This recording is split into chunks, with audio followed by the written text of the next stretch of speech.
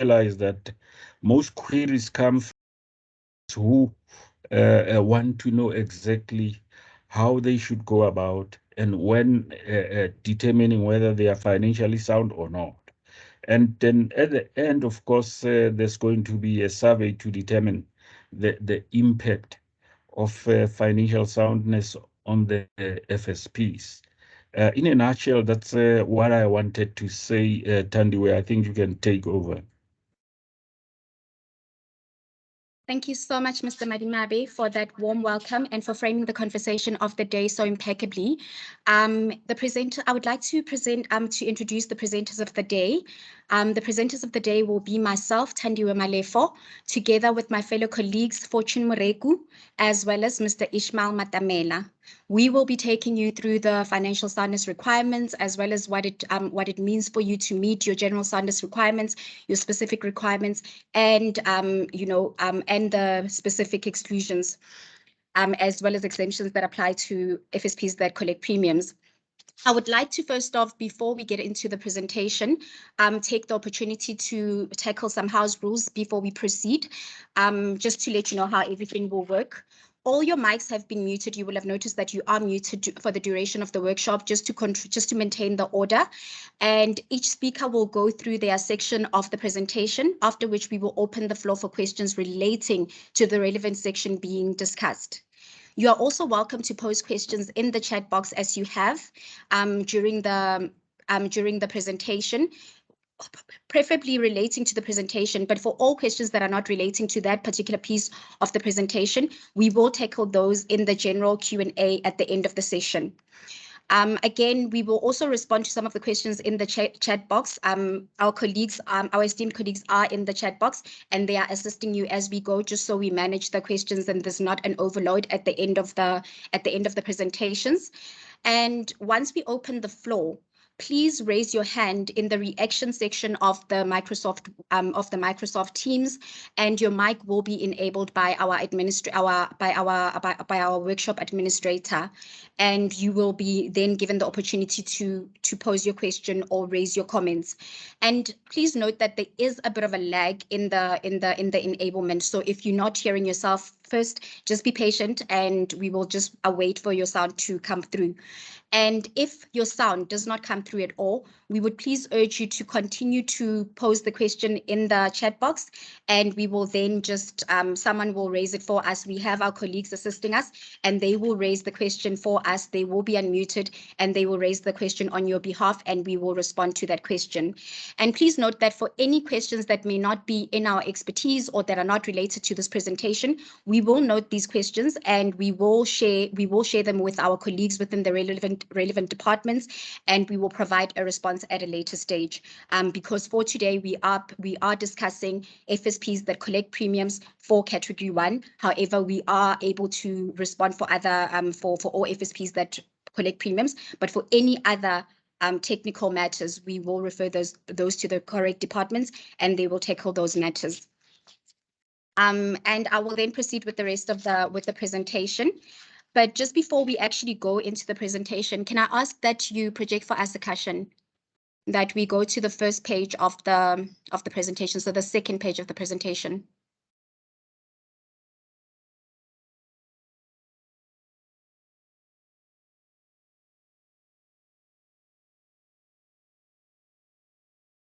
Thank you so much.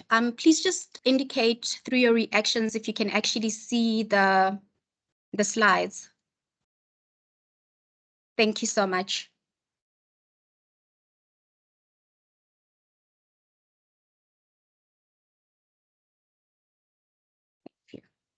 Akashan, can we please go to slide 2 of the presentation?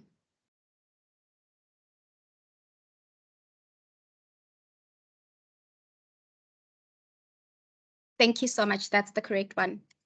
Okay. Okay, so just before I hand over to my colleague, it's very important that we consider the general purpose of compiling financial statements and what the financial statements are meant to achieve. Financial statements assist us in framing the amount of, well, the conversation we will have today will assist us in framing the amount and quality of information that actually needs to be included in the financial statements in order for them to be effective. The purpose of financial statements is to provide information about the results of the operations, the financial position of the entity, the cash flows, and the changes of equity of the FSP at the end of a financial year. The financial statements afford the FSP the opportunity to take stock of how it has performed during the financial year and whether the performance is aligned to its expansion and progression strategies. This information will assist you in making decisions regarding the allocation of resources in the next year. So it is also important to use the opportunity to analyze your financial health and whether you are operating as a business that is solvent. It is also essential that the financial statements are well structured, that they are understandable, they are informative, they are comparable to those of your industry and sectorial peers. It is also important that they are compiled in accordance with the applicable accounting standards and that they meet all the regulatory requirements that apply to that particular FSP. So if you are registered with various bodies of regulators, you need to ensure that your financials meet all the requirements of those various regulators and that there is nothing that falls between through the cracks. I will now hand over to my colleague, Mr. Fortune Moreku, who will unpack the applicability of the legislation and the submission requirements for us. Thank you so much, Akash, and we can move to the second slide. Over to you, Fortune. Okay. Thank you so much, Thandi. And thank you for the well-explained introduction. And also would like to extend our gratitude to our HOD, Mr. Malumabe, for the warm welcome. My name is Fortune Moreku. I am an analyst in a financial advisors and intermediaries department. And yeah, I'll be taking you through the first 4 slides. After my presentation, that's where we will take questions, and I've got my colleagues here who will assist with answering the questions. Okay, the first slide deals with the legislation and the applicability. This legislation that is here on the screen, that's the one that we apply when we supervised the authorized financial services providers. The legislation is the Financial Advisory and Intermediary Services Act of 37 of 2020. Specifically, we'll be dealing with Section 19, Board Notice 194 of 2017, or Determination of Fit and Proper of 2017 as amended by Board Notice 707 of 2020. Under this Board Notice of 194 of 2017, specifically, we will be dealing with Chapter 6, which include the Annexure 6 Form A. And we also rely on Phase Notice 82 of 2015, which we call it an Annexure A. And all authorized FSPs we apply this legislation to all authorized financial services providers. My apologies for FSP, we're used to the abbreviation. And the juristic representative of the financial services providers. We apply the above legislation when we do our supervisory duties. This legislation does not apply to key individuals, representatives who are natural persons, registered banks, and authorized insurers as per the Insurance Act. So we may move to the next slide, Agashin.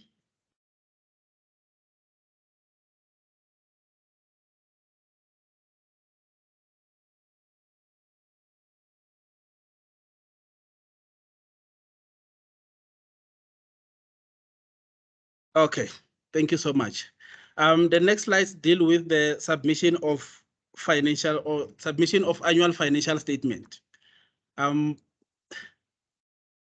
FSPs are required, or financial service providers are required to submit its annual financial statement every year. And the 4 months to submit the annual financial statement after its year end. So when they submit their financial statement, they must ensure that the financial statements are approved by the executive management, or if it's a sole prop, needs to be approved by the sole prop or the owner. So the reason why we included sole prop is that there are some other sole props that are collecting premiums, so they do fit into our today's presentation. So when we receive your financial statement, we expect to receive the full set of financial statement, which consists of the following components: balance sheet, or we can call it statement of financial position, income statement, cash flow, statement of changes in equity, and notes to the financial statement. This is what we are expecting to see on when we receive your annual financial statement. And also, we are expecting to see the director's report or the member's report on the annual financial statement. So my colleague has already explained that we were dealing with category 1 FSPs today that are collecting premiums. So by virtue of collecting premiums, you are required to submit Section 19(2) audit reports. This report needs to be drafted in accordance with AFERS or GAP or any standard that you belong to it. So it is a mandatory that your annual financial statement must be audited. And on your financial statement, we expect to see comparative figures. Comparative figures, we are referring to, let's say you are submitting for 2021. We expect to see 2020 figures also, so that we can do the comparison when we do our analysis this side.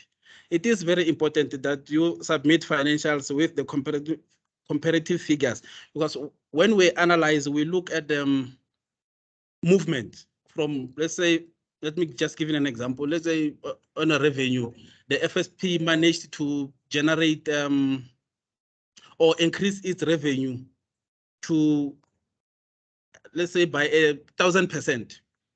So we might ask the FSP to explain on how did it manage to increase its revenue by so much. Or if we see that the current liabilities under your balance sheet, they are increasing, we might ask the FSP, like, are you managing your financial obligation well or not, based on what we are looking on the financial statement? So thank you so much, Sharon. Agashin, we may move to the next slide. Yes, the next slide deals with the specific requirements for FSPs that collect premiums or hold or controls or have access to client assets as defined below. If you look at the screen right now, you will see that we have separated the FSPs that are collecting for long-term insurance premiums or short-term. So, but I will start with the FSPs that collect for long-term insurance products. By virtue of collecting, we've already explained that it is a mandatory for the FSP to submit Section 19(2) audit report, and they are also required to submit Section 19(3) auditor's report. The Section 19(3) auditor's report, we are referring to the report based on the separate account that the FSP is collecting premium into it. So the auditor will audit that bank account. And let me just give you an example on how the auditor, before I can even give you an example, we have published a guidance or a draft on our website where it will guide the auditor on how to deal with the or audited a separate bank account. So let's say let's say FSP1, I'm just giving you a practical example, has collected 1,000 for the whole year and only remitted 800 rand. So there's 200 difference. So the auditor will have to provide an explanation on why there is a 200 difference. So obviously the explanation will be coming from the FSP, but we will see it on the audit report. This audit report is also called limited assurance report. So it is very important for FSPs that are collecting premiums to submit this audit report together with the annual financial, the audited annual financial statement, the Section 19.2 audit report. And also, they're also required to submit Annexure 6 Form A liquidity calculation. This liquidity calculation is a calculation that the FSP needs to do it, like to do the testing on a monthly basis, or not on a monthly basis per se, but on an ongoing basis, where they will test the liquidity assets. Liquidity assets are referring to a cash. If they've got enough cash to cover a month expenses. So when they do the calculation, my colleague will explain more on the next coming slides. We do have an illustration where we will explain more, or will explain in detail on how to do the calculation on this Annexure 6 Form A. Then I'll move to the specific requirements for FSPs that collect short-term premiums. Also, by virtue of collecting, you are required, it is a mandatory for these FSPs to submit audited annual financial statement. They are also required to submit the Annexure 6 Form A, which I just explained now, and my colleagues will explain more or expand on this Annexure 6 Form A.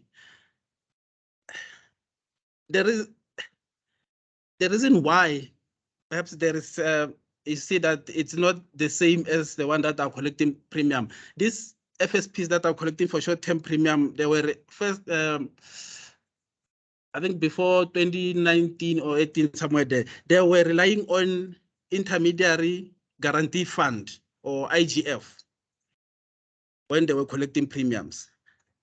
Since that fell away around 2019, they are now required to open and maintain a separate bank account.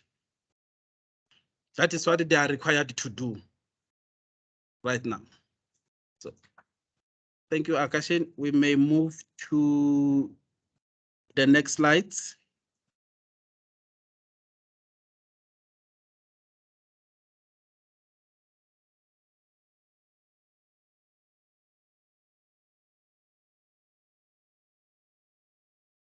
Okay, the next slide deals with the applicable exemption to FSPs that collect premiums.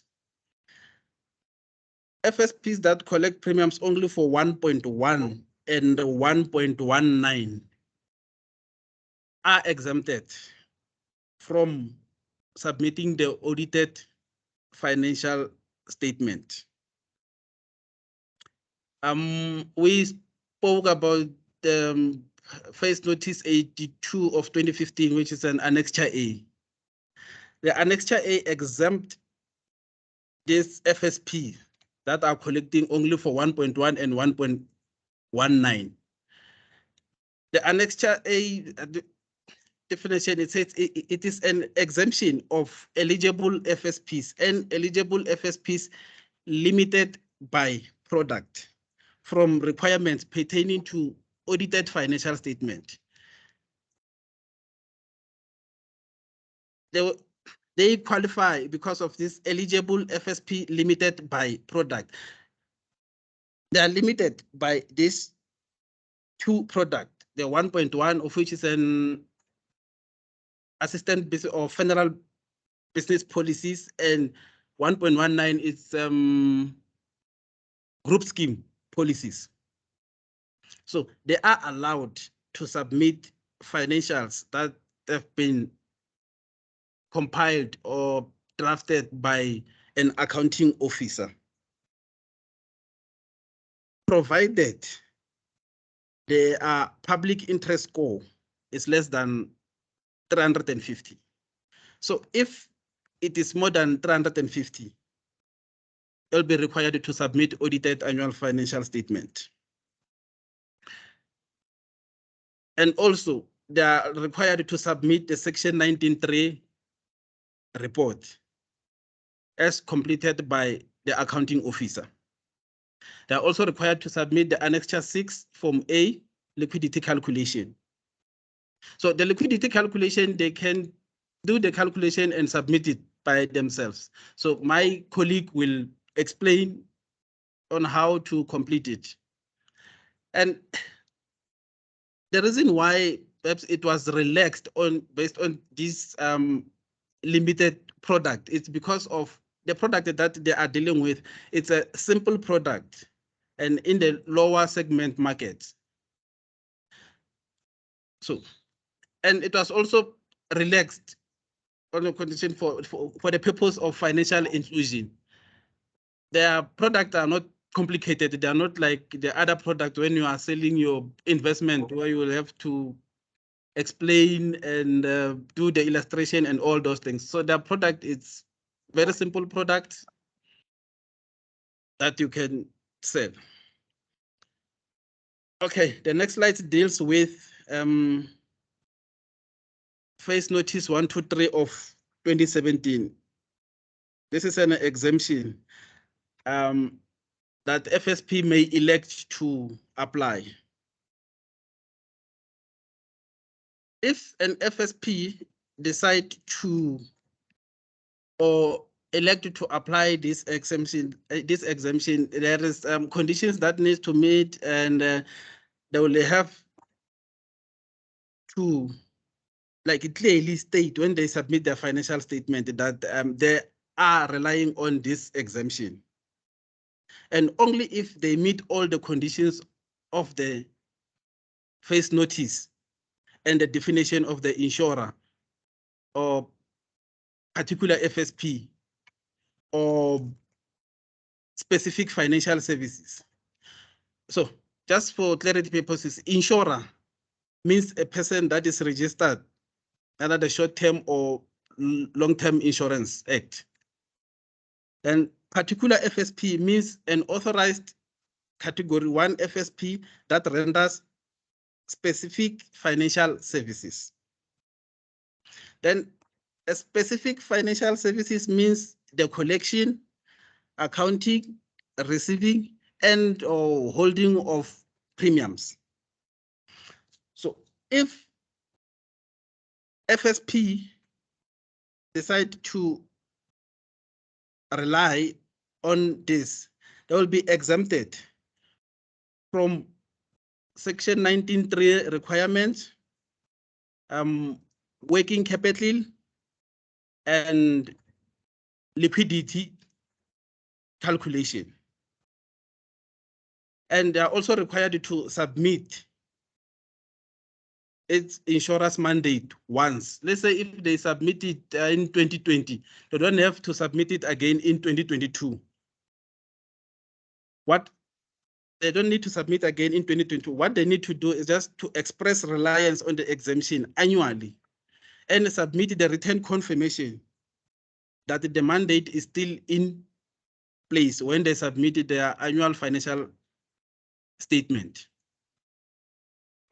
Thank you so much. I think I've come to an end of my presentation.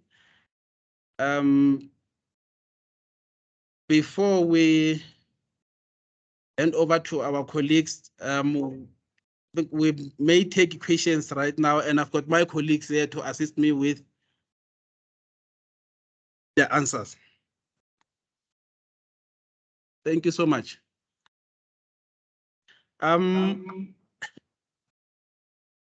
Before I hand over to you, Thandi. Oh, okay. Is there anyone who has questions regarding the the slides that we just presented now.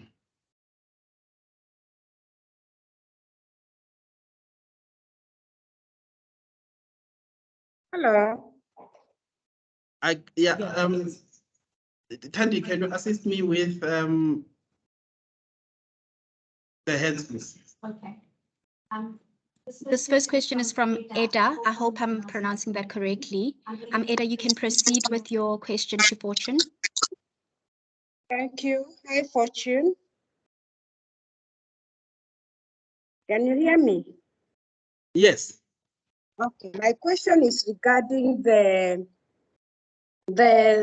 what you said about the FSP that deal with the group schemes, that they don't need to submit the financial that are audited. In my regards, I just want a clarity because I do have a group scheme and I do submit audited financial statement. Will you just give me clarity? Because I didn't come category A 1.1 group scheme and I do submit financial statement that are audited. Okay. Thank you so much. No, it is good that you are submitting an audited financial statement. Actually, yeah, it is good because your financials are audited, but you are also allowed to submit a financial statement that are not audited, that are prepared by your accounting officers. However, on that, as we have explained before, when you submit the financials, it must be a full set of financial statement, not balance sheet and income statement only. A full set together with the 19.3 limited assurance and the Annexure 6 Form A. We are aware that our guidance, it refers to, especially on the Section 19.3 limited assurance report, it always refers to the auditors. Your accountant can, on where it says auditors, just scratch it if it's not comfortable in terms of auditing that separate bank account, can just scratch it or make mention some of that. Look, I'm an accountant, I'm not an auditor, but this is what I've audited as per your guidelines here. Where it says auditor, they can just scratch it and say accountant. Thank you so much. I hope I've answered you.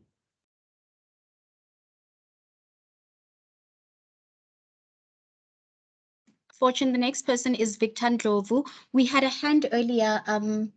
What was the name? Dambuza. Dambuza, where was your question answered? Can you just indicate with a thumbs up? We will allow you to go first before we tackle Victor's hand, because I erroneously just attended to Eda before I did to you.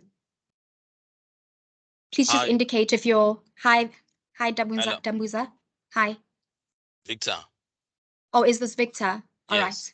Right. Yeah. Okay. So when I'm looking at this presentation, it sounds to me that the focus is more on FSP category 1, FSP that collects a premium. So my question is this presentation relevant for a FSP category 3 that holds assets via a nominee company, for instance? Because some of us I'm attending this based on the fact that this will be dealt across all categories, not just only the focus on category 1. Because it sounds to me that the focus is simply on Cat 1 that collects premiums. What about Cat 3 that holds asset via a nominee company? It should not be classified under an FSP that holds assets on behalf of the client. Okay. Victor, I would like for Shireen to tackle that question for us. Shireen, would you be able to tackle that? He's asking about the focus being on Cat 1 and that he assumed that it would be on Cat 2, 3, and 2A. However, the general requirements are the same. It's just the additional asset requirements as well as the liquidity requirements. So, Thandi, thank you very much. Yes, the focus is on category ones that hold assets and collect premiums. However, as Thandi has just said, the requirements are similar. It's just the calculations for the category 2 and 3s in terms of the amounts that are different. So what you can do is if you post your question on the specific calculations in the chat, we will then give you the calculations in the chat as well. But everything that we say about holding assets is relevant to you as well. It's just that the calculations of liquidity is a little bit different, but the requirements themselves are exactly the same. Okay, no, thank you so much.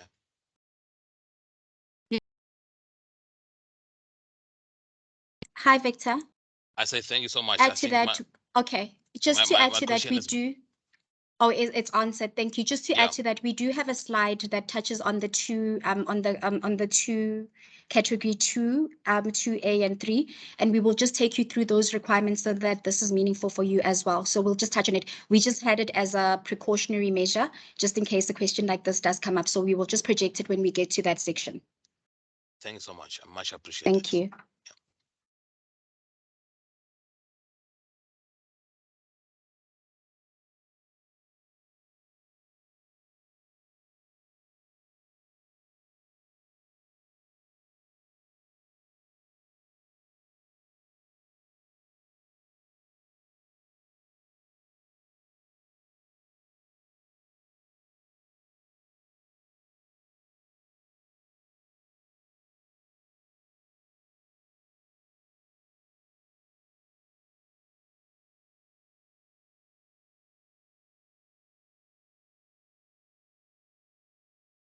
Wait, Thandi, your mic is muted.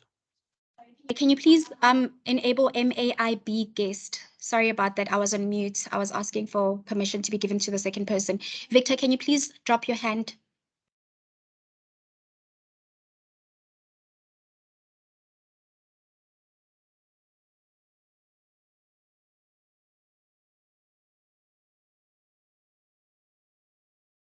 MAIB, I think you are permitted to speak now. I think you can unmute from your end and continue with your question or comment.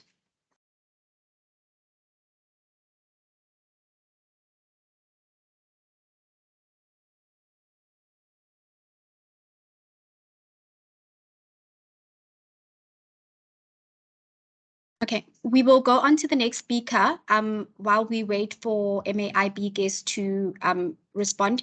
If your speaker isn't working, please just post the question in the chat box and we will just attend to it. So after tackling the hands, we will just attend to the chat box questions and take it in that manner if your speaker is not working. Akashan, can we please have Jatish Ravji? Sorry if I'm not pronouncing that correctly.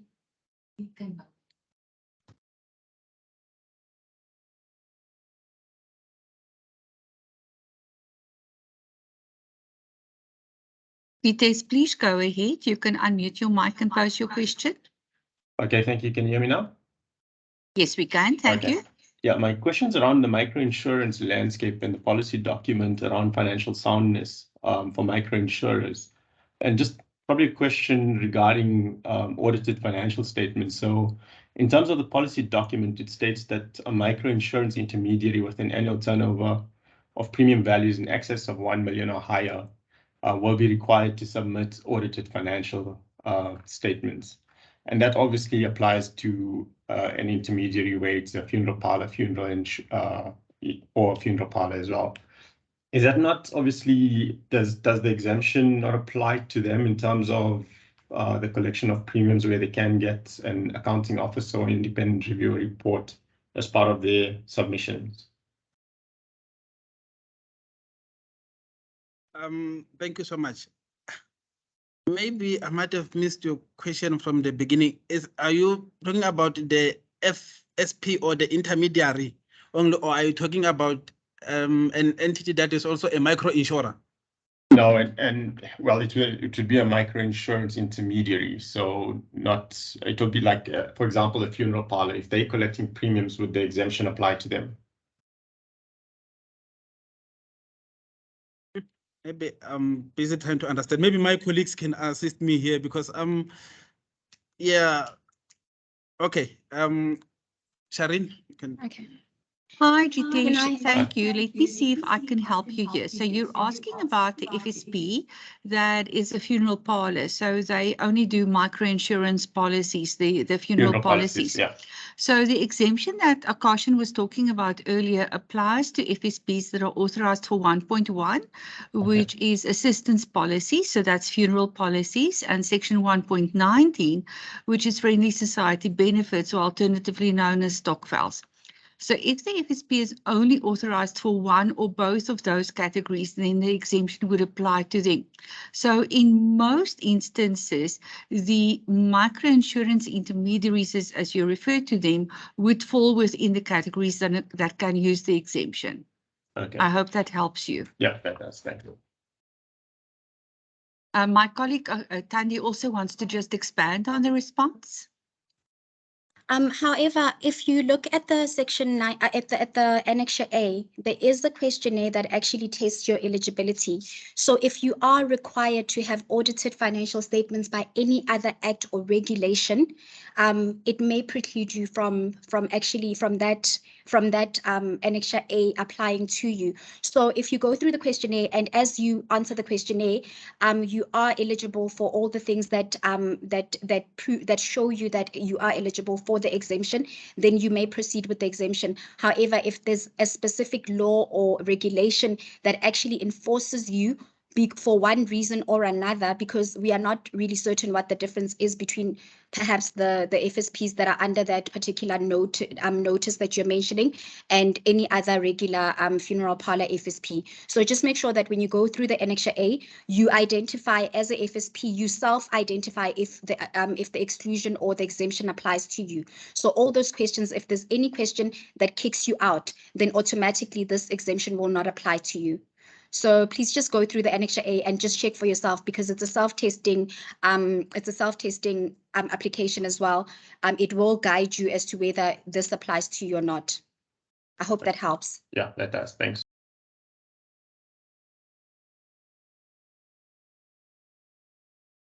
So we still have MAIB guest. Can we please try your question now? If you can enable your mic. Can you hear me now? Yes, we can. Oh, thank you. Okay, we are short-term insurance brokers, and we collect annual premiums from our clients. Our annual financial statements are audited via the auditor. We do the section 19.3 report, we do the liquidity report, and everything else that goes with that. What documents or what are we supposed to be giving to the insurance companies to show that we are qualified or we are authorized to collect premiums on the client's behalf?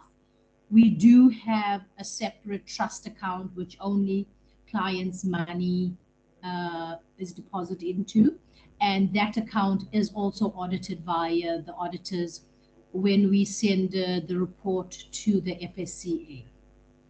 So my question is, what do we give to the insurance companies to show that we are allowed to collect those funds now that we don't have an IGF?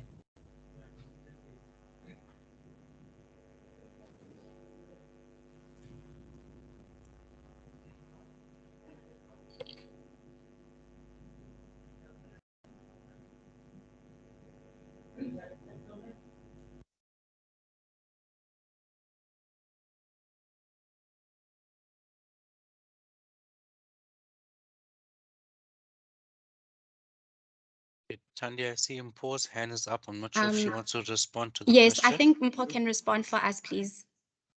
Thank you very much, colleagues. Thank you, Mpho. The lady that just posed the question, do you, as the short-term broker, want to rely on board notice 127?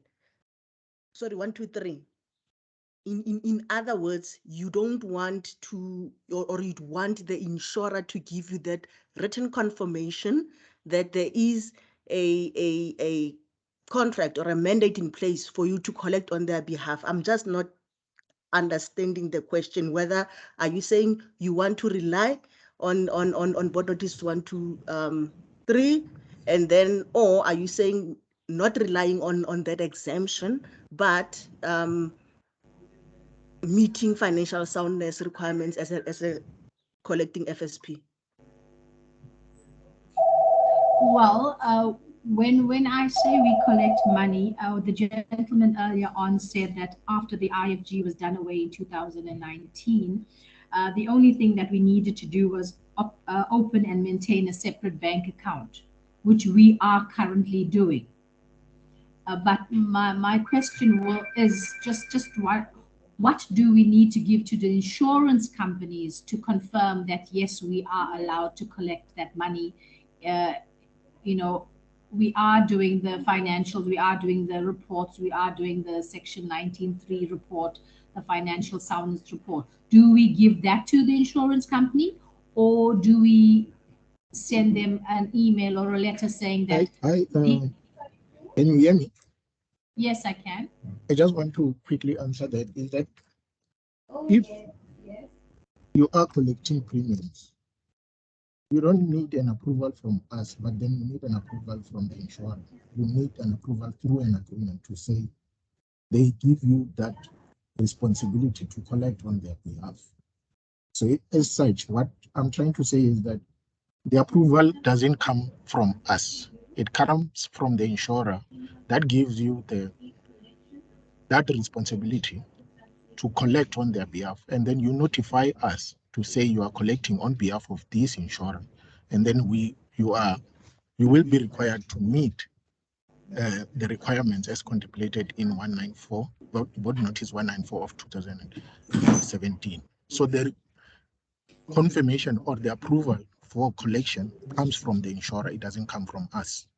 So basically, I don't know if I answered your question. I would need a letter from the insurance company just giving us that authority. Because remember, in the days of the IFG, that when the IFG was in place, we were submitting a boardroom, you know, where we would collect all the premiums, and then at the end, by the 15th of the month, pay it over to the insurance companies. So in order to operate or do something like that, I would just have to get written notification from the insurers to say, yes, I'm allowed to do that. Is that what you're saying? Yes, correctly. Okay, thank you. You have to get the approval from the insurer to collect on their behalf. However, that's why when she mentioned the board notice 123 of 2017 is because that can work in place of IGF in case if you were relying on IGF and you still want to rely on a similar setup, that will mean that 123 will be an alternative since IGF is no longer in place. But then the approval for collection comes from the insurer since you are collecting on their behalf. Thank you very much. Okay, one more question. Just can any insurer can I refuse actually that? answer you, because I actually know the answer to your question. Okay. So, sorry. So your intermediary agreements with your insurers would definitely give you that mandate in terms of collecting premiums on their behalf. That's where that mandate comes from, is the intermediary agreement between both parties. That's the first thing. Then on an ongoing basis, on an annual basis, you would need to give some comfort to your insurer that you have financial sound processes in place to collect that premium. That is not only your Section 19.3 reports that you submit to the FSCA, but also documented processes in terms of reconciliation, in terms of payments, in terms of collection, that you have controls in place to actually keep their funds separate to that of your organization's funds. So if you, and that actually talks to the processes in place of the IGF. Now that IGF is no longer a requirement and it's no longer applicable, but you need to have some financially sound processes in place in your organization for actually to collect those premiums and the reconciliation and the payment over. So if you can provide them with that comfort on an annual basis, that will address your concern. Okay, just one question before I go. Can any insurer refuse allowing you to collect money? Yes. In spite of having all of these processes in place? Yes, it's their choice. So maybe insurers probably have robust processes in their organization that has systems that enable them to collect premiums adequately and efficiently. So they do not want to outsource that function of theirs to an intermediary, and it is their choice. Thank you very much. That's all. Thank you so much. Okay, with that, we will just conclude this Q&A session. I think we would like to take a comfort break for 10 minutes. Yeah, for 10 minutes. And I think we will then tackle what we have in the chat box that we haven't tackled. And we will then proceed with the next portion of the presentation. Thank you so much. So you're welcome to go stretch your legs, have some tea, go for a small break, a small walk. And we'll be back here at 11:10. Thank you, guys.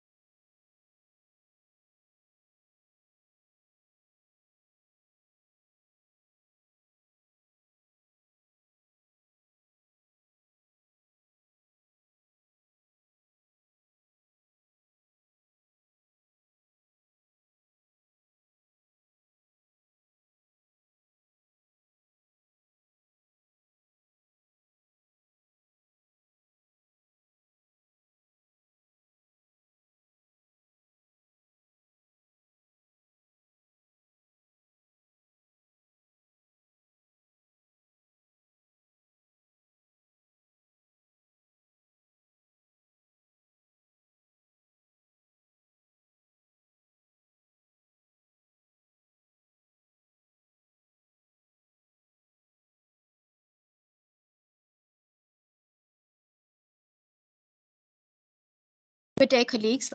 Welcome back to the session. I hope you are all feeling a bit more refreshed for the next presentation. I will proceed with the general and specific requirements for FSPs that collect premiums, as well as the early warning signs. So when we do say FSPs, any other entity, sorry that we keep referring to FSPs, but we also mean any other entity that collects, holds, has access to client funds. So not just FSPs. So when we say FSPs, please apply that to yourself accordingly. Heidi, can you still not hear me? I see that there is no sound. Lulamile, you will get the slides. They will be posted to everybody who has registered, and the recording, just for everybody's sake, because we see the questions being repeated, the recording will be posted on our YouTube page in a week or so. So if we can just, yeah, if you guys just get that, be comfortable with that. I will now proceed with the general financial soundness requirements and what the purpose of these are and what we mean by what we have in the legislation. So we will now go into Chapter 6 of the Fit and Proper Requirements, and all the requirements that apply to all FSPs, as well as the specific requirements that apply to FSPs that collect premiums. So it is required that all FSPs, as well as their juristic representatives, meet that the adjusted assets of that particular entity must exceed the adjusted liabilities at all times. So the testing is at a point in time, however, the applicability is at all times. It is also important that the FSP maintains financial resources that are adequate to carry out their activities and meet their liabilities as they fall due. This simply means that you must be able to meet your monthly liabilities, your monthly expenses and operational expenses as they fall due. You should not be paying your suppliers beyond the 30-day period. So when we talk about that, we are looking at the aging of your debts. You should be able to cover your debts as and when they are due, not wait for them to reach the 60 and 90. That should obviously show you that you are not managing your expenses well and that your cash flows are not meeting the expenses as they should. You must also have strategies, processes, and systems in place and financial resources to cover your risk and exposure. When we talk about the risk and exposure, this refers to the risk associated to the products that you have.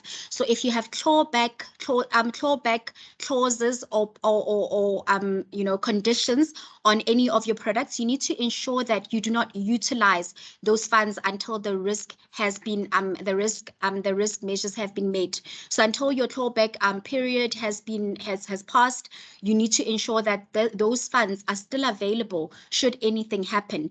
And again, in your risk management policies, you need to have measures in place to manage the risk that you have associated to all your products. So you need to ensure that your product mix is enough for the products that actually are good for your cash flows, as well as the products that you are maintaining for the sustainability of the products, because there are products that grow where the commission grow incrementally with every year, and you need to make sure that you have a good balance among those products, and that you are able to then manage the exposure that you have, and that you continuously use the risk management policy as a working document, and that it is not a document that is compiled at a point in time and you never look at it again. You need to continuously assess the position of your financial statements through the management accounts, because as you would know that Section 19 of the FASE Act requires that you maintain monthly management accounts in which you monitor your financial soundness, as well as all the requirements of your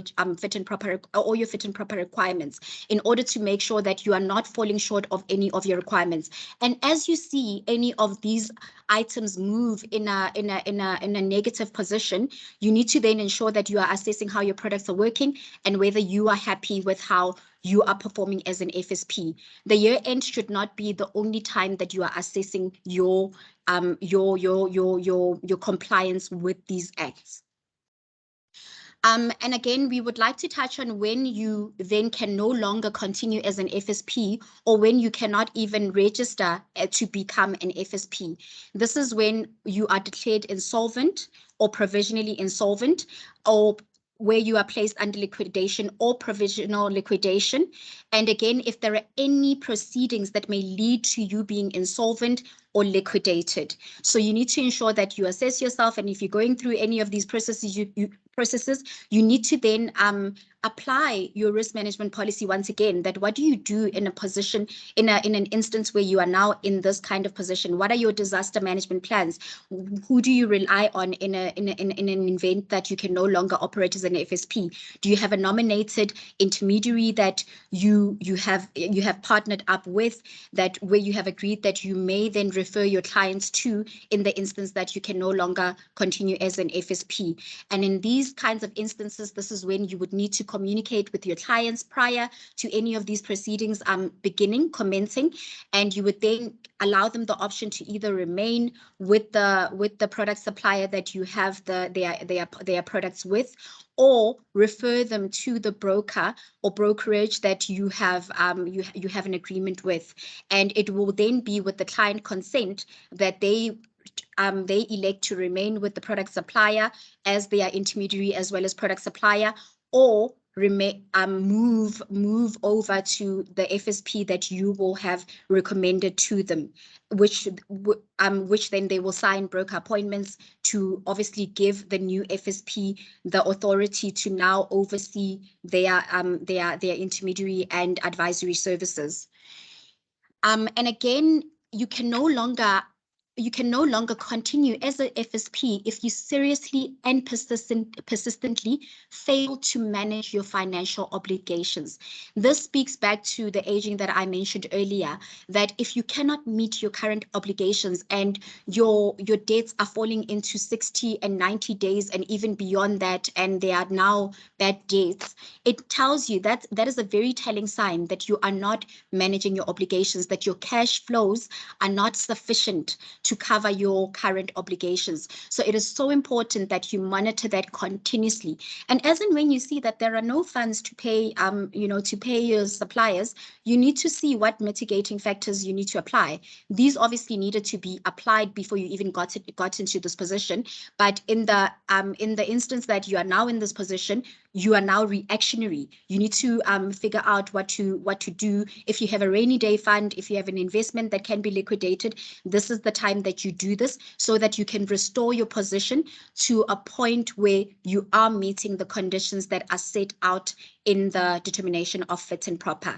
And again, if you are a business that is now undergoing business rescue proceedings, you cannot continue as a FSP because you no longer have control over the FSP and have no sight over what will happen with your clients. And this would not be fair to your clients. You need to ensure that you are treating your customers fairly in all your activities and in all your conduct. So it is very important that you take note of that.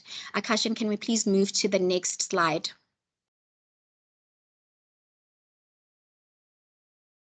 Okay, I will now go through the specific requirements that are set out in sections 46 and 48 to 48 of the determination of fit and proper requirements. This is basically what is required from FSPs that collect premiums, or entities that collect premiums for purposes of of our audience, that is Cat 2, 2A, and 3. The general requirement is that all the assets must exceed liabilities at all times, not at a point in time, at all times. So obviously the reporting periods are just there for us to assess that you are meeting financial soundness, but this needs to apply to the FSP every single day. Assets, so when we refer to the assets of the FSPs that collect premiums, we mean the assets as you have them in the balance sheet, excluding goodwill, excluding your intangible assets, and excluding any investments in related parties or loans to related parties. So we are ensuring that the assets that you have are all external. They are things that are tangible and can be reasonably measured. So that's why we remove the intangible assets from the intangible assets and the goodwill from this calculation, because as an FSP that collects premiums, you are permitted under your liabilities to exclude any loans that are subordinated in favor of other creditors. FSPs that collect must also comply with the working capital requirements, which simply means that your current assets must exceed your current liabilities at all times. And again, you must also pay attention to the early warning requirements. And again, you must adhere to the liquidity requirements of the particular FSP. You will be required as an FSP that collects premiums for Cat 1 businesses to meet at least a month's worth of your annual expenditure. So you will reduce your annual expenditure to a weekly view, and then you multiply that by 4 weeks, which leads you to what your available liquidity must be. And then for the FSPs that collect for Cat 2, that will be 8 weeks out of the 365, out of the 52 weeks, my apologies. And then for Cat 3, I think it's 2A and 3, it will be 13 weeks. But we do have a slide that tackles that, and we will just unpack that. And then again, for the juristic representatives of such FSPs must submit their Annexure 6 Form A to their FSPs, not to the authority, within 45 days of each year end. And obviously for the Cat 2s, for the investment provider categories, it will be biannually and within 45 days of that biannual period, submission period. Akash, and I'm happy for us to move to the next slide, please.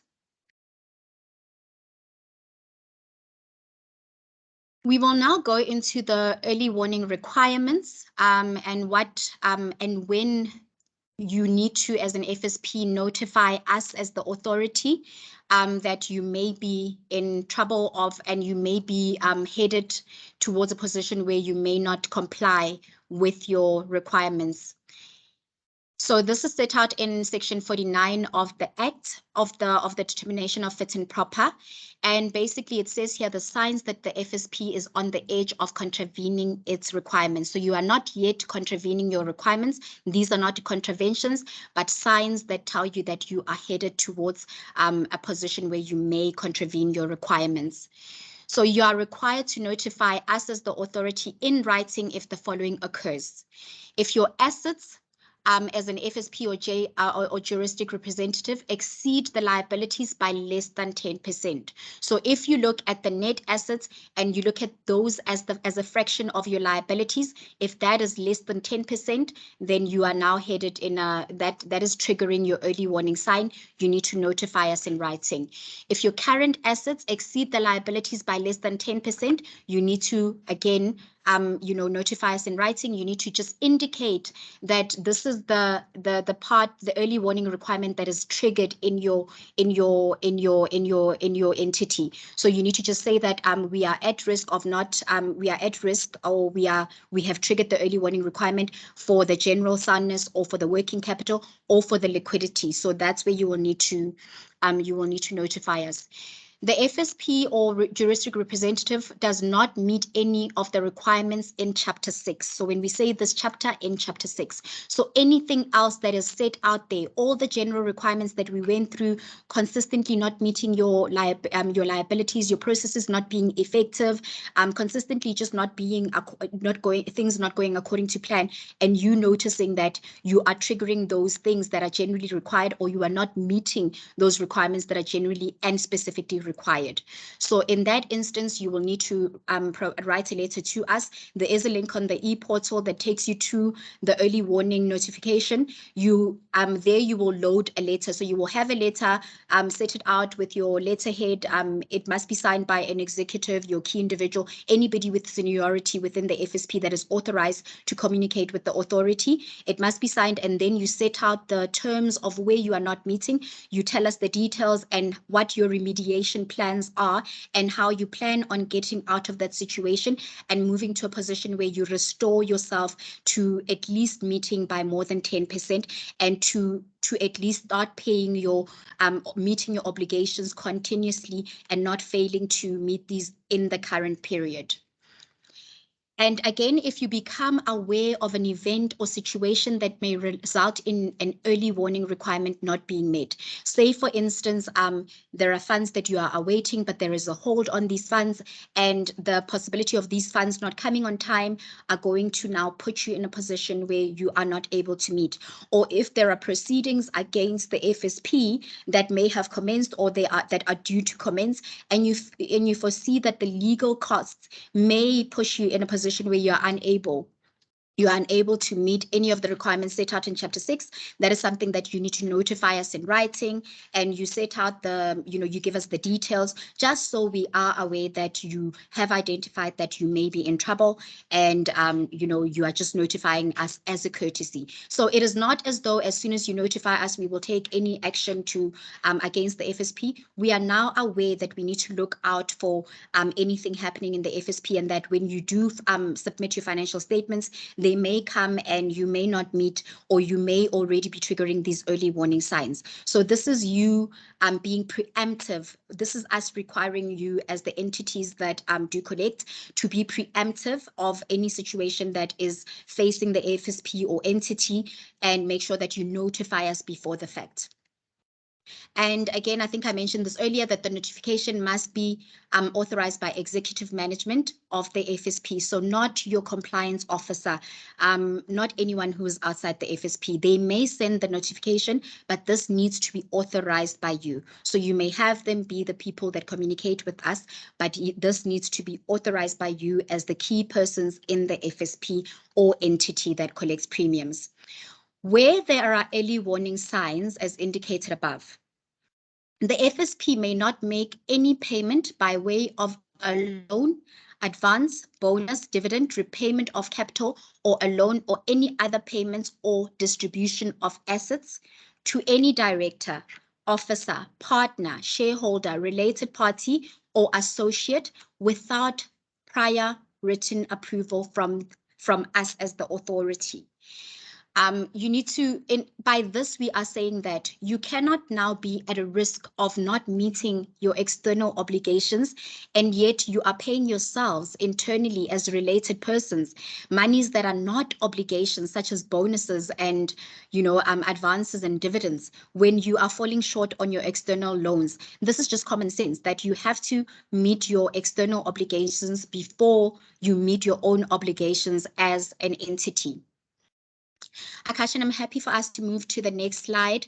This is where we tackle the additional requirements for the Cat 2, Cat 2A, and Cat 3 categories.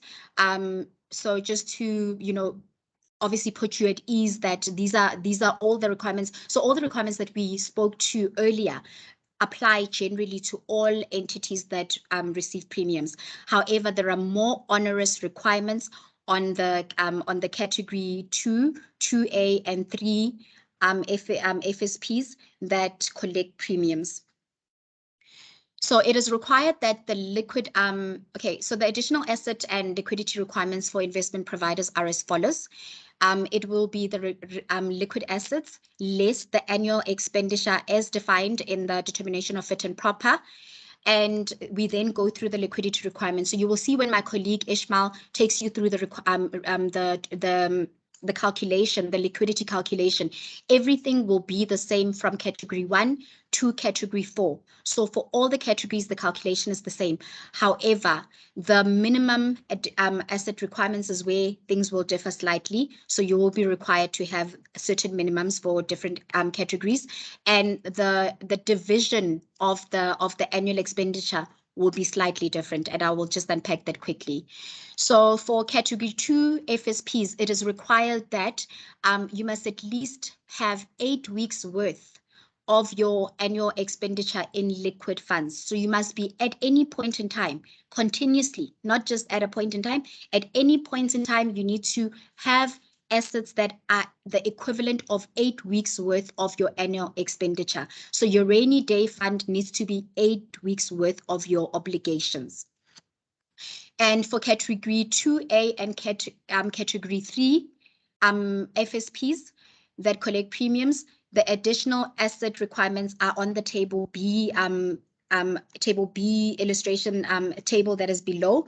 It says here, so there are no additional asset requirements for CAT 1 and 4, as well as CAT 2 FSPs. So you will notice that there is nothing under the additional asset requirements. However, the additional requirements for category 2A and 3 are that the assets of that entity must exceed the liabilities by at least 3 million. So your net assets, your assets minus liabilities must be at least 3 million. So 3 million or more. And under the working capital requirement, the current assets minus liabilities is the same for all categories. And now where it differs is the liquidity requirement. I have just touched on this earlier, that the category 1 FSPs are required to maintain at least 4 weeks worth of their annual expenditure. And the liquid, and then again for the category 2 FSPs, must at least maintain assets that are 8 weeks worth of their annual expenditure. And then for the category 2A and 3A, I know this is a repetition, you must maintain at least 13 weeks worth, which is about 3 weeks and a month, 3 months and a week of your expenditure. So that's basically what the difference is between this. So I hope, Victor, that I have answered your question. Everything else that we have said is relevant to all of you, and the only differentiators are what we have set out here. And this brings me to the end of my presentation. So we will open the floor for your questions. You may continue, you may proceed to raise your hands, and then we will answer your questions verbally in this format. And then we will take another comfort break and then get to the last leg of our workshop. Okay, so I'm opening the floor to you guys. We will just go to the reactions now. Thank you everyone for your attention. Okay, I see Victor, Victor as the first person. Victor, you may proceed to ask your question. My question is on the CAT 3 FSP.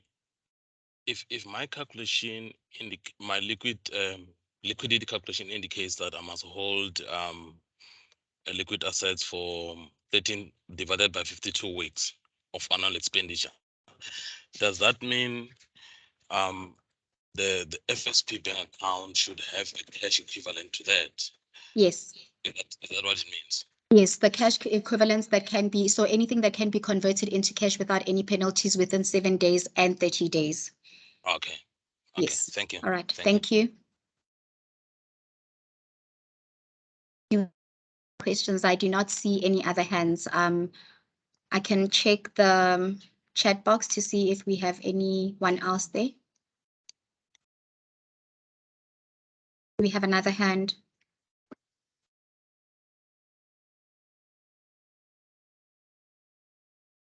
We have Zip Murray. Can you proceed to pose your question, please? Yes, thank you. So the wording about with the early warning triggers are triggered is you cannot pay bonuses to any director, officer, partner, or shareholder related party or associate without the prior written approval of the registrar.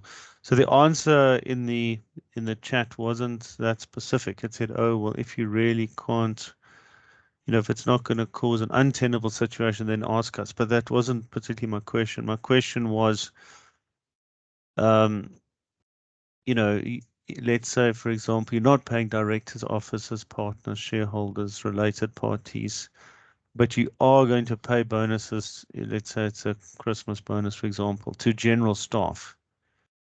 So if you withhold the bonuses from the big hitters, but you pay to general staff, is that an issue? Marie, it's Shireen. Hold on 2 seconds. Let me just sort out the sound. Okay. Sorry, can you still hear me? Yes, got you. So Marie, on that one specifically, and you're welcome to engage us separately on this, we're happy to help you. But what I meant to say was, regardless of who it is, and staff, we would probably regard as a related party. Remember, when you've triggered the early warning signal, what we need to manage is the overall situation at the FSP. And the whole purpose of the early warning signal and then getting approval is that we become your business partner to an extent, that we help you to make sure that you can manage your business while still complying with our requirements, and you don't end up in a situation where, because you've made a specific payment, you then don't meet our liquidity requirements at all. So we're trying to help you to solve the problem before it becomes I'm just asking a very, I understand so the we would background. ask you to contact us before you make any big payment, which includes Christmas bonuses to staff, because that could be quite a big amount of money. And that we then figure out with you, maybe you can pay a bonus, but not quite as generously as you would normally have liked to pay. Or maybe you could split it over 2 payments so that you restore some more solvency before you make the next payment. So that's what I meant to say, that engage us and we figure it out with you before you make the payments. We have only, I think, in a very few instances said to people, don't make the payment now.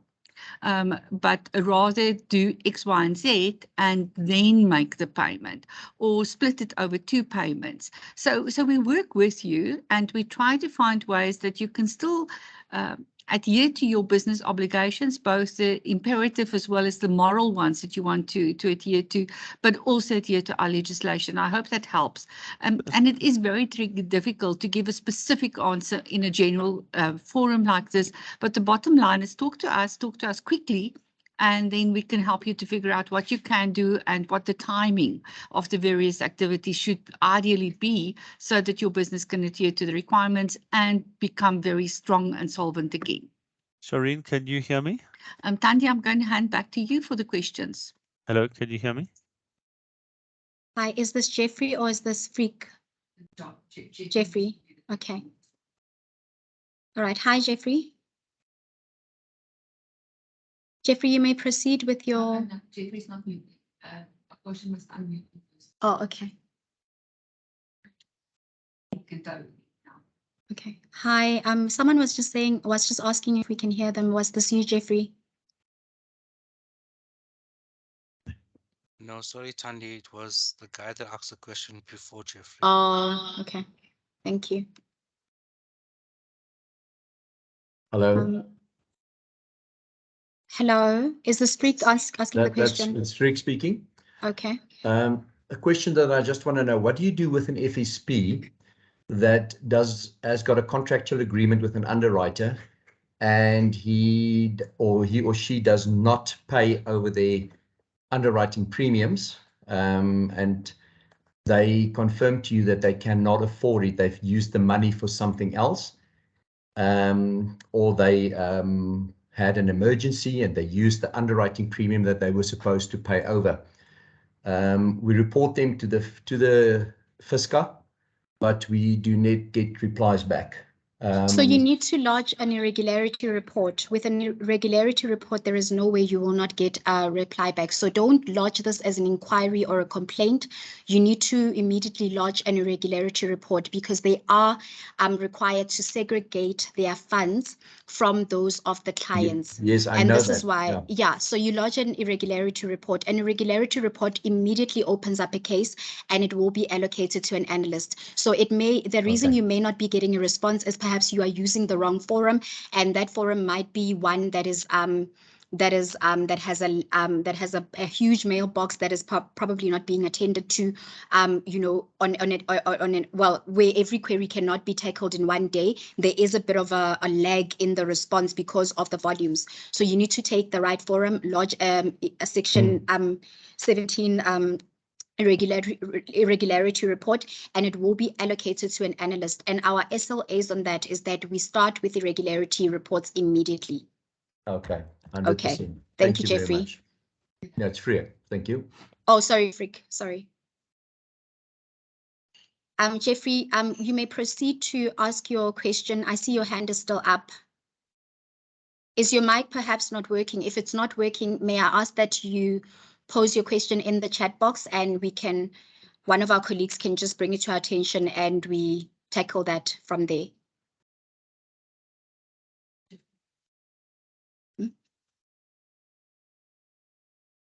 Can you please unmute for yourself? Because I think you have been enabled. Okay, Jeffrey's hand is down now. Webster, Kubai, you can proceed. I think your mic will be enabled just now. So if you can just continue to speak, enable it from your side and then continue to speak.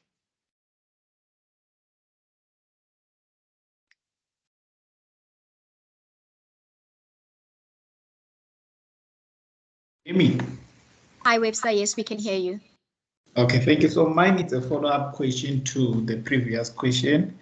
So I just want to know, so in a case wherein you've got a JR as an FSP, and then the clients pay to the JR, and then the JR does not pay the whole amount to the underwriter or to the FSP separate account, what can you do in that case?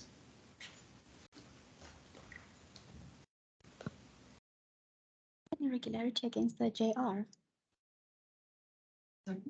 So in this instance, the JR is the one that is not paying over the fees. Yes.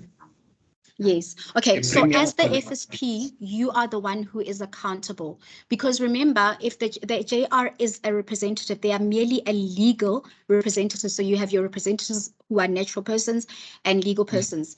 So this JR, you carry the risk of what the JR is doing. So you will need to notify your insurer, obviously, that this is what is happening, but you are now accountable to remedy any premiums that this JR is not handing over to the insurer. So you carry the risk. And this is why you need to ensure that when you sign on any representative, whether a natural person or a juristic person, you need to conduct the due diligence on these people, and due diligence on a legal person will also include checking their general soundness, checking their liquidity. And this is why it is important for them to continuously submit their liquidity calculation to you as the FSP. You will have noted that in the presentation I said that the liquidity from the JR needs to be submitted within 45 days of the year end, if you're a Cat 1, and then biannually if you're an investment provider. And in that instance, you need to continuously monitor your juristic representative to actually check that they are liquid. And again, nothing precludes you from actually checking that they are maintaining the separate account accordingly and not paying over any bank charges, as well as any other operational expenses of that JR through the premium collecting premium collecting account. I can see that my colleague Thabang would like to assist in the response, because I think he might want to add on to what I have said. Thabang, I will hand over to you, but basically you carry the risk as the FSP, and you will report that to your product supplier, and then you need to then employ your mitigating or your risk management policy, and then you will perhaps want to remove that person as that JR as your JR, and then obviously take any legal action that you may need to recover what you have lost. All right. No, thanks a lot. Okay. Thabang, I'm happy for you to add on to the response if I haven't covered anything that you were about to cover. Sure, for Webster. Just a confirmation again, the JR is not allowed to collect premiums into their own account. The person who can collect is the FSP. So if you appoint the JR, they must make sure that whatever they collect, they pay into the FSP's account. If you maintain that separate account for the FSP, they can't say, this is I'm a JR, I'm collecting into my bank account, then I pay over to somebody else. They can't do that. They only collect into the FSP's account. That is my addition, Thandi. Thanks. No, thanks, Mr. Thabang. Thank you so much, Thabang. In this case, it's where you find that the JR or the FSP has clients who pays in cash. So it's not wherein the money, it's not like the money get deposited into the JR's account, but it just get paid to the JR, and then instead of the JR paying into the FSP account, something happens in between, and then you find that the money does not get to be deposited in full. 326. But yes, thank you. I think I've received a response to that. Thank you. You're welcome. Bye. Okay, thanks. Thank you so much, Webster. Do we have any other questions that perhaps are not responded to? And the colleagues who have access to the chat box, is there anything that you may like to bring to our attention before we take the next comfort break?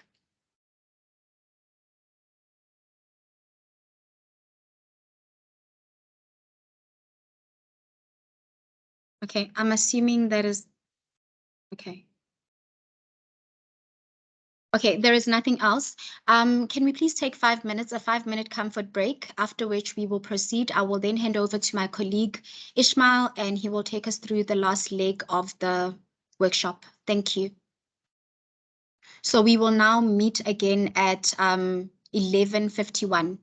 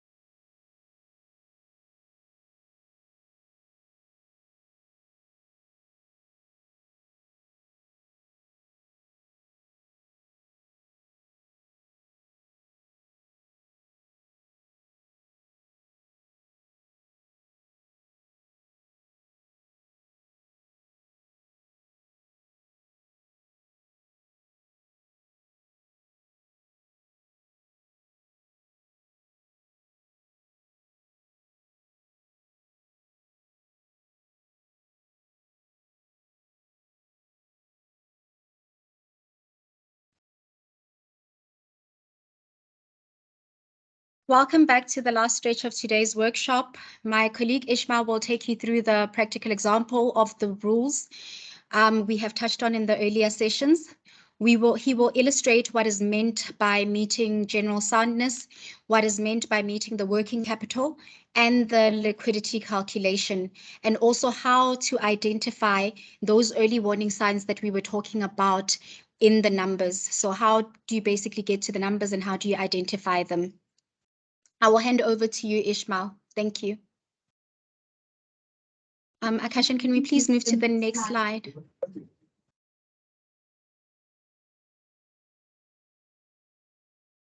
Thank you. Thank you. Thank you, Thandi, and thank you to my fellow presenters. My name is Ismael Matamela. I'm also an analyst in the Financial Advisory and Intermediary Department. And I'm actually thrilled by the attendance and also the interaction that we're getting. I think it is very much entertaining and also thought-provoking on other issues that we have to look at. On this slide, I will be taking you through the illustration of financial soundness requirements, of which Thandi has touched on it, on what is required. Then now we are just technically putting on figures, on words that were said before. On my screen, what you will see that we have registered an FSP that is called an ABCD Limited with an FSP number 12345, of which that is just for illustration. This is an FSP that collects premiums or hold premiums or hold assets on behalf of clients. I'm pretty sure that on the previous slides, it was actually referring to premiums. This is also for FSP that hold assets on behalf of clients. So in terms of the general requirements, we will firstly look at the solvency requirement, which says that the adjusted assets of an FSP that collects or hold assets must exceed the adjusted liabilities. One of the questions was, what is the adjusted assets? Now, this is the illustration of what is the adjusted assets. Adjusted assets is total assets on your statement of financial position, less goodwill, less any other intangible assets. This is more like softwares and other intangible assets, which doesn't fall under the definition of a goodwill, less investments or loans in a related parties. Then you will have the bottom line as the adjusted assets. Then that adjusted assets must be greater than adjusted liabilities. Adjusted liabilities only have one subtraction, which is loan that are subordinated in favor of all other creditors. This loan, it must be stated on the financial statements that it has been subordinated, and subordination becomes valid when there is an agreement in place with all the terms and conditions of the subordination thereof of that loan. And then at the end, you will have a net adjusted assets. According to the board notice, you are required to have the net adjusted assets, which is greater than the adjusted liabilities, or which is in a positive manner rather than in a negative. The moment it becomes negative, that is when you are not meeting financial soundness. However, this is where you see the early warnings to say the net adjusted assets must be greater than adjusted liabilities by 10% or more. So if you look at an ABCD, of which this is our FSP for a day, in 2021, the net adjusted assets, they have exceeded the adjusted liabilities by 7%. That means that the early warning trigger becomes, it has been activated. And then that requires an FSP or our FSP ABCD to send a notification to the authority to say, we do meet the financial soundness according to our calculation, but then we don't meet the early warning requirement, or we meet the early warning requirement because our net adjusted assets does not exceed the adjusted liabilities by 10%. And this is what we are trying to do to make sure that we meet. But however, ABCD has remedied that situation in 2022, where the net adjusted assets exceed by 50%. in 2022, the early warning trigger won't be activated, so they will be in a clear. So in other words, as explained by Thandiwe previously, we are comfortable that where they are sitting, unless any other things changes, they will still meet in the next financial soundness. In such, they shouldn't be advising us that they meet or they are in a dire situation or maybe difficulties. Then we go to a working capital requirement. The working capital requirement, this is where we test whether the FSP will meet its financial obligation as and when they fall due. As such, we test that current assets are greater than current liabilities. And the early warning is also associated in this instance. If they don't meet, the current assets does not exceed the current liabilities by 10%, then the FSP must notify the authority that they don't meet and what are the measures that they're being implementing for them to make sure that they're in a better financial position. And our FSP year, of which is our FSP for a day, in 2021, their current assets only exceed their liabilities by 9.5%.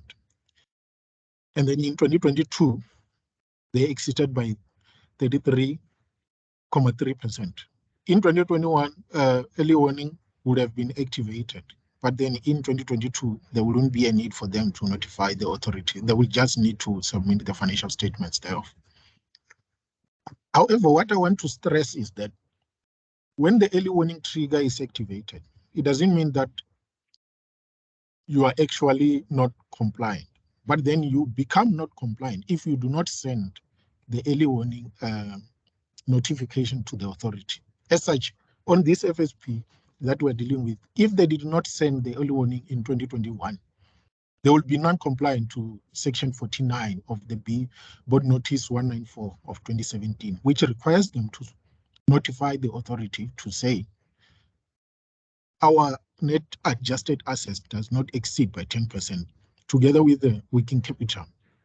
So as such, these are the implementation that we are looking at to implement so that we get out of this situation that we're in.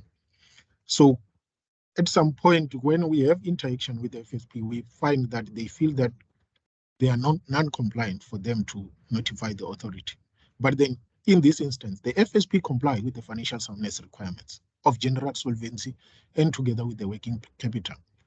However, they have early warning triggers, which just notify them to say, you must look at your financial situation, because you might be in a situation where in the next financial soundness, you might not meet the financial soundness requirements. And not meeting, by virtue of not meeting, then you are in a technical contravention of the financial soundness requirements. So if you only need to notify the authority of the early warning, but then you meet the financial soundness, this is not a contravention. But then if you don't notify us, then it is a contravention to Section 49, which you are required to notify it.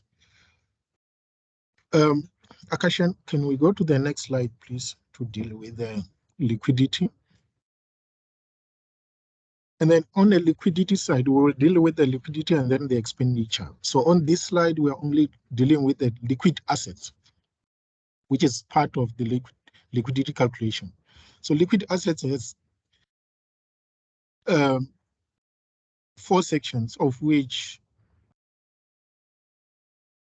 the first one is the cash. Then in that column where cash has to be, you have to put the numbers according to the financial statement of financial position. You must put the cash that is capable of being converted without penalty within 7 days. And then also the other cash that is being that can be converted into capital within 30 days.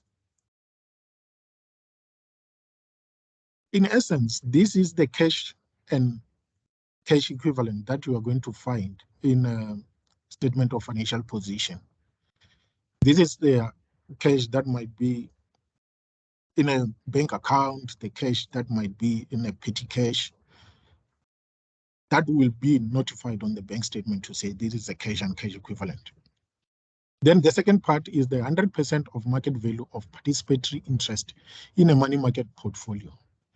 The definition for money market portfolio, according to section 47 of 194, is that this is the money market portfolio that is defined under the Collective Investment Scheme Control Act.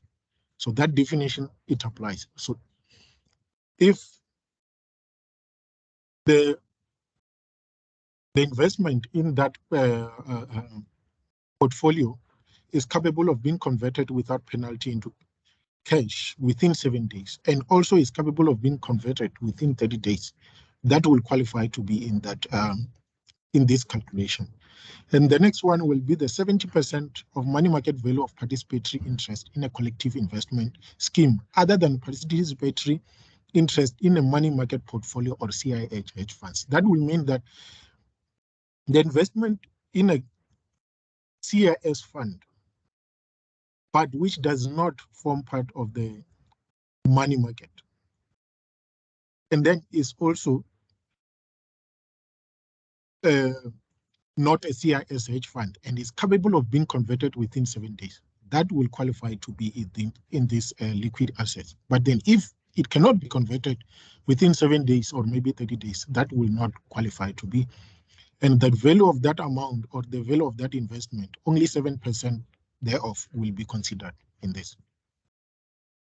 And then the last one will be 70% of the market value of security listed on stock exchange, provided that it does not constitute more than 50% of total liquid assets. The total liquid assets is the one that we get at the bottom, of which when we add everything, the value of that money, the market value of security listed, should not be more than 50%. So if it's more than 50%, then only 50% will be considered thereof.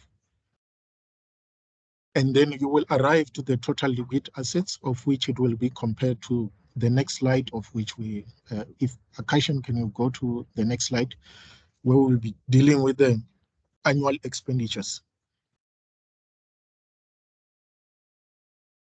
And then we have annual expenditure. On annual expenditure, these are items that are mostly included on statement of comprehensive income, which is in simple terms is called an income statement. Then the figures that you are going to include on the top part, which is the main part, and then these other ones are the deductions, is that you are going to include the sales costs for those FSPs that have sales costs. Majority of FSPs that do not have. Then you will also include the finance costs and operational costs. In most cases, the major amount will be the operational costs. And then out of those total costs of total annual expenditure, you are going to less the staff bonuses. Staff bonuses, in most cases, they are not included on the financial statements. But then because you are the FSP and you know your expenses, you are the one who knows how much did you pay for the bonuses to your staff. And then the next one will be the employee and directors, partners and members share in profits. This is the share in profits that is distinguished on income statement. Then directors' emoluments together with the members' salaries and partners or a sole prop salaries. And then less other appropriations of profits to directors, members, and partners, if you have any other appropriations thereof, of which if we don't see it on the balance, on the financial statements, we might query for you to explain thereof. Then the next one is the less remuneration that is linked to a percentage of the FSP's revenue, a percentage of the revenue generated by an employee or a representative of the FSP. That in the absence of such revenue, the FSP has no obligation to pay the remuneration. This is not the remuneration that is just a remuneration to an to a representative. This is not a basic remuneration, but then it's a remuneration that is linked to some portion of the revenue, that if that representative did not render this, they wouldn't be paying such remuneration thereof. Then you will less the depreciation. Then in a depreciation, you might have also the amortization thereof, of which you can also include there. Then less bad debts and any loss resulting in the sale of assets.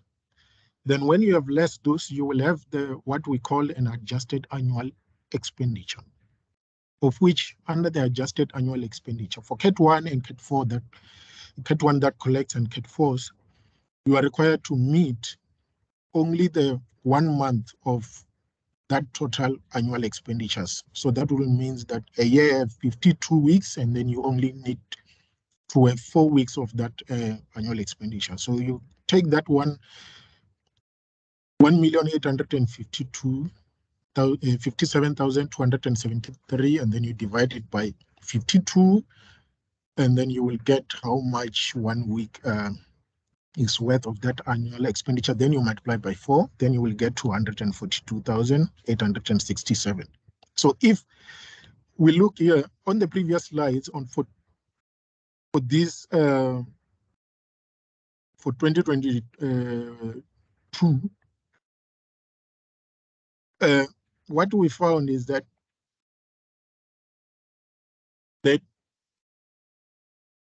liquid assets were 140,000, 180,000. And then when we look at our 4 weeks of total annual expenditure, they are only required to keep 142,867 of liquid assets. So when we compare 180, which the FSP had, and then what they are required, then they comply with the requirements of liquid assets. So in essence, for both 2021 and 2022, they do meet their financial soundness requirement. So this, what we were doing, it's included the liquid calculation using, it is the Annexure 6 Form A, which my colleagues have talked about on the previous presentation, of which the FSPs are required to complete it and submit it together with the financial statements at the end of the financial year end. So in essence, if the FSP does not complete all other sections, let's say, for instance, the sections that we cannot see, in fact, the FSP is required to complete this form to the best of their knowledge of the financial statements, and they must correspond with the financial statements. But then if any other section that are not completed, and even if they are on the balance sheet somewhere, somehow, if we cannot see them, there is no way that we are going to include it. What we have to do, or what we are going to do when we receive the Annexure 6 Form A, is that we are going to do our own calculations with what we see on the balance sheet, and then we will agree or disagree with the calculations that the FSP has submitted in terms of these liquid assets, liquid calculation. In most cases, what we see is that on liquid assets, the FSP do include the debtors also, or any other assets of which they feel that they can convert, but then that does not form part of the definition, except the definition that we have discussed today, or the definition that the board notice 194 of 2017 has talked about. So only those definitions under the liquid assets that the board notice 194 has said it can be classified as liquid assets, can be included on liquid calculation. Akashan, can we go to the next slide, which I believe this is the last slide for the day. Then now we have to talk about what must be done when the FSP does not meet the requirements that are set out on determination of fit and proper. Because now and then the FSP might find themselves in a situation where they do not meet the financial soundness. And then what we require from them, or what we advise upfront, is that alongside your financial statements, of which If you look that you are supposed to provide to the authority Annexure 6 Form A, that means that you must be aware of your financial situation before the authority take note of. So if you do not meet financial soundness, you should have seen that before you have submitted the financial statements to us. And then we advise that when you submit your financial statements, because you are aware of your financial situation and you have tested your financial soundness requirements, that you must submit the remedial action together with the financial statements. When you submit your remedial action, what you must include, firstly, it should be the latest management accounts, of which it will illustrate the current financial position and financial performance of the FSP to say, since we have closed our financial year end for this period of month, of which when you submit your financial statement will be after 4 months or within that 4 months, then these are the steps that we have taken, and this is the financial position that we have managed to find ourselves in. In essence, what we will be trying to look at as the authority is that has there been improvement thereof? Because if you are aware of your situation and you do not meet financial soundness and you are still registered as an FSP, then your financial soundness after the financial year end, it should be a strive to meet the financial soundness, should be in a better position than what you were on the previous financial position, financial review. So that means that when I assess your financial statement, I should see on the management accounts to say where you were previously, you have improved to this position, or you have remedied all the contravention to the financial soundness. And then on the management accounts, if you still don't meet, in fact, when you submit the management accounts, you are supposed to put the remedial actions which you have implemented and which you are going to implement going forward to make sure that you meet financial soundness. But then if you still do not meet on the management accounts, you must notify or submit a copy of the remedial action plan thereof to us to say, these are our remedial action, to say, we will do this and that to make sure that we meet the financial soundness requirements. And the remedial action must be tied up together with the cause for you not to meet the financial soundness requirements. What I'm trying to say is that if you are technically insolvent, by being technically insolvent, it means your equity is negative. If your equity is negative, that will mean that you have accumulated losses, that you have either accumulated in the previous financial year or current financial year. Then if it's from previous financial year and financial period, it might have taken longer for you to be accumulated such. And then maybe you do not have enough subordinated loan, or you have not subordinated any loan. Then, if you are technically solvent, that will mean that your remedial action cannot be coming to the authority to say, I will pay off the liabilities. Paying off the liabilities will technically take away the insolvency that you have accumulated over the years, which is a statement of financial performance,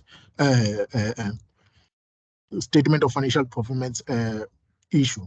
So in this instance, there are two kind of remedial action if you're technical solvent, which is injection through the equity or making sure that you make profits going forward, which are going to be sufficient to remedy your technical insolvent. So what I'm trying to say is that your remedial action must be tied up with the cause for the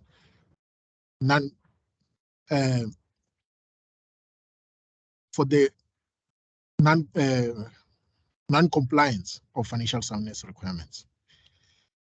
And then remedial action plan must include the strategy and all initiatives that you will focus on achieving financial soundness, the time it will take the FSP to meet financial soundness, the income statement items you will focus on in order to increase profitability and inherently honors equity or financial soundness. That will mean that if you have issues where your expenses exceed your revenue, then there is a problem of overspending on the income that you have generated. So you will have to look at that and try to reduce those expenses. And the last part is that when you have provided those remedial actions to the authority, we expect that the FSP implement those remedial action from the time they said they will do so, or from the time they submitted the remedial action to the authority. That will mean that on the next financial reporting, which let's say you have submitted financial statements for financial year end that have ended in February 2022, and then your next submission will be in February 2023. Then, if you do not meet in 2022, and then you submit your remedial action in 2022 to say, I will do this and this and this, then by the next financial period of which it forms part of that bill, which says the time it will take for the FSP to remedy the financial soundness, and you say you will meet by 2023, that will mean that when we assess your financial statement in 2023, we should be able to see your remedial action, that it has been implemented in the financial statement, and it is evident on the financial statements. Because in most cases, we find that the remedial action does not tie up with what the financial has been done. We will say, FSP will say, I will strive to pay off these debts, or I will subordinate and stuff. Then when you subordinate, then that subordination doesn't roll over to the next year. And then on the financial statement, it's not stated as such. And then also, one of the issues is that when you say you will pay off the debt, then you don't pay off the debt, and then the debt increases. That is a contravention of your remedial action, of which to us that doesn't put you on a good standing, which is a requirement in terms of determination of fit and proper, to uphold that honesty and integrity. We expect you to give us the remedial action and also stick to it, and making sure that you are implementing that remedial action. This is where my presentation ends today, and then thanks for this. For now, I will hand it over to Thandi, who will administer the question and answers. Thank you so much, colleagues, for your attention. We will go to the hands. We will attend to the hands that are raised. Victor, we see your hand again. You may proceed with your question, please.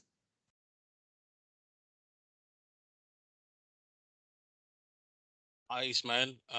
Can you go back to the first slide? I have got a question there, and then also the second slide. I also have a question there on your liquidity calculations. Okay, Akashan, I think that will be slide 11 for your purposes. Okay, this Victor is not this one. Is this the right slide? No, you go back to where you started. One more. Okay, that's one there. So no, go back to the first one.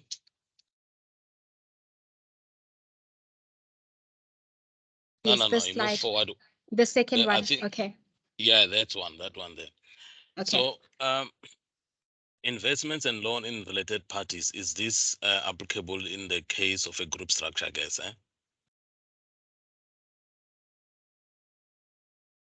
Victor, can you hear me? Yes, I can hear you. I heard you. It's not actually only on a group structure. You can also have it in an entity that is also run by one person, or that is only at a standalone. What I'm saying is that you might be, as a Victor, having the close corporation or a legal entity like a company. Then you loan the investment to yourself. And then also you might be having another FSP, which might not necessarily be not FSP, any other entity, which might not necessarily be maybe you have not created a group, but then it's your company. Then that also applies. Yes. Okay. All right. Thank you. And then the next slide, quick one.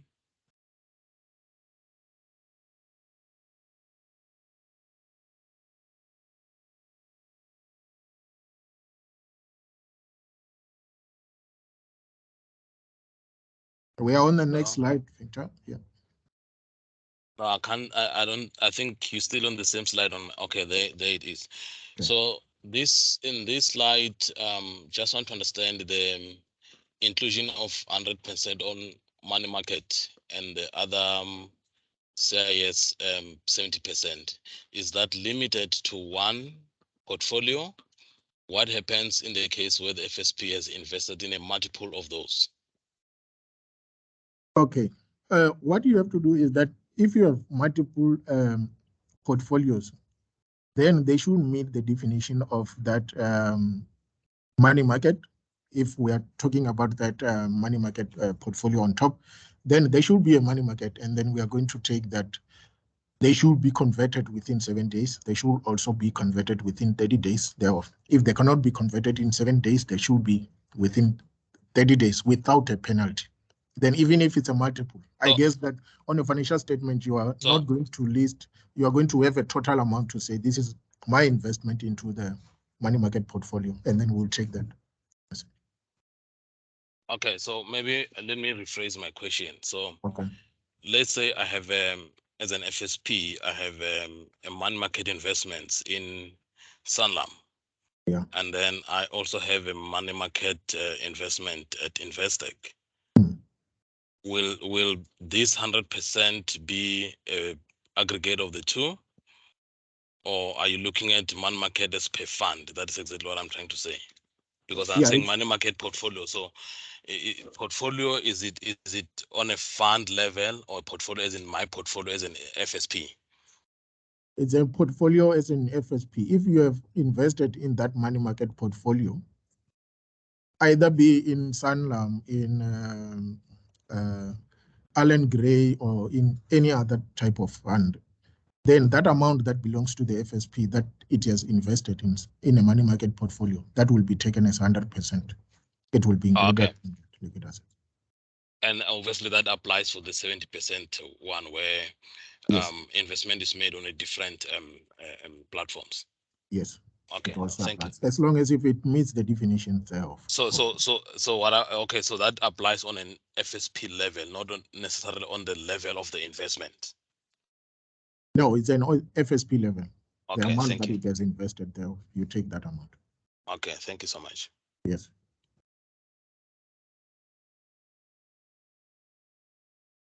I don't know if you have any other question.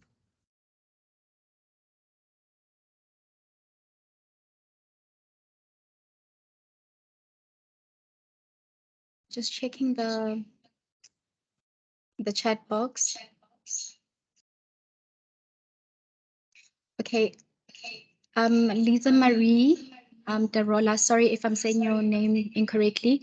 Her section says, per section B, subsection 3, does the members include shareholders of the company, and is director only per COR 39, or does it include key management?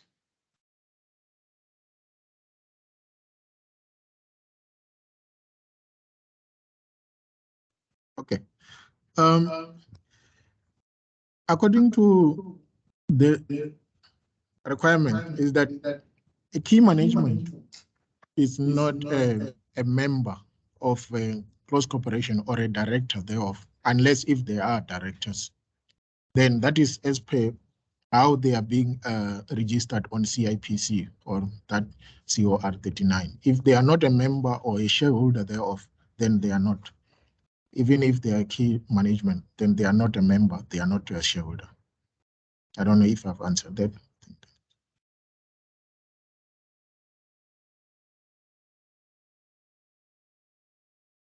All right, do we have any other questions? All right, this brings us to the end of our workshop. However, we would like to just bring your attention to the Q&A sessions that we have in multiple languages that are scheduled between Monday and Wednesday. So we have accommodated, so this is something new that we have introduced, that for individuals or FSPs that have a preferred language that they would like to communicate in, they can then attend these Q&A sessions in the indigenous languages. We have a Q&A session in Afrikaans on the 19th of September that will be facilitated by our Afrikaans speaking analysts. We have another Q&A session on Monday for the Nguni languages, which is your isiNdebele, isiSwati, isiXhosa, and isiZulu. That will be again also on Monday. So if you have not registered for those sessions, please do so if you would like to ask questions in those languages for Monday. And on Tuesday, we are tackling a Q&A session for the Setswana, Sotho, and Northern Sotho speaking people. And that will be again on Tuesday. And on Wednesday, we are covering the Q&A for the Shijonga speaking people and Shivenda speaking people. And you can please, if you haven't registered, if you can please register on our website for those particular days. Okay. Oh, I see there's a hand. We will proceed to cover your question. Okay, Mariska, you may proceed with your question or comment.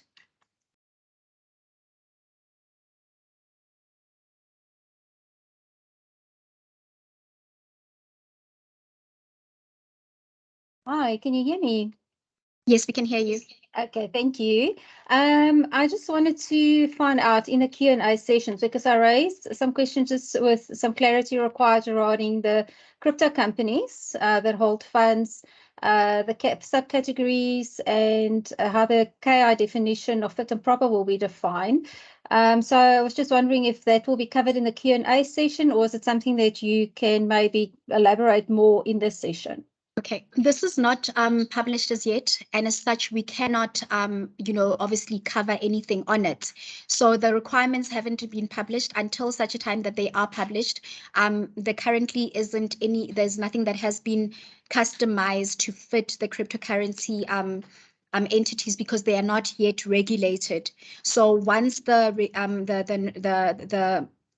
regulatory requirements are published, that is when we can then tackle the interpretation and what all of that entails. Does that answer your question? So the answer is that we do not have an answer yet. Okay, 100%. Thank you. All right. Questions that we have.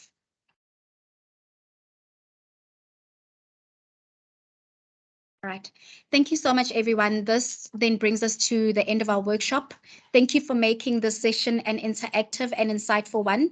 I think the learning went both ways because we also learned from your questions and also from your interaction and again from your participation. We hope that you all leave this the session with a bit more clarity, with a bit more information than you had before walking in, and that you are a lot more confident with what is required of you, and that you know what it means to be in compliance and what it also means to have your early warning signs triggered and what you need to do, and that we will not go on a witch hunt, and that we are here to support you, we are here to guide you, and we are here to ensure that we we guide you in the right way to ensure that your conduct is in line with the requirements of the FACE Act, as well as the general code and determination of fit and proper in all aspects. Thank you so much for your attention. I hope you enjoy the rest of the day and the week, and all the best in everything until we meet again. Goodbye, everyone. Sorry, Thandi, I think Llewellyn has a question. Oh, hi. Hi, Llewellyn. You may proceed to ask your question. Apologies, ladies. I clicked the wrong emoji. Okay, apologies. No worries. Thank you. Thank you so much. Okay. That is it from us. Thank you, colleagues. We appreciate your time.